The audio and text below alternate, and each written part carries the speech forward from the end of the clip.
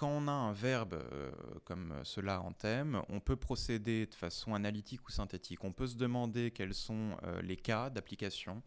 On peut procéder par analyse des types de jugements. Mais on doit, et c'est là que ça devient difficile, procéder de façon synthétique à partir de l'acte lui-même. Il faut problématiser, juger de l'intérieur. Et donc il faut partir, en fait, à mon sens, c'est ce que je conseille à mes élèves, de ce que ça veut dire tout simplement que de juger quelque chose.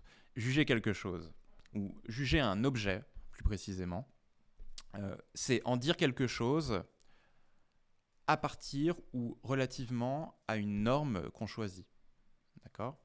Donc, en fait, dans la pratique du jugement et dans le verbe juger lui-même, il y a 3 éléments conceptuels. Il y a le sujet du jugement, il y a l'objet qui est jugé, et puis il y a la norme. Alors on peut parler de normes, on peut parler de critères, on peut parler de règles, on va rester pour l'instant à l'idée de la norme.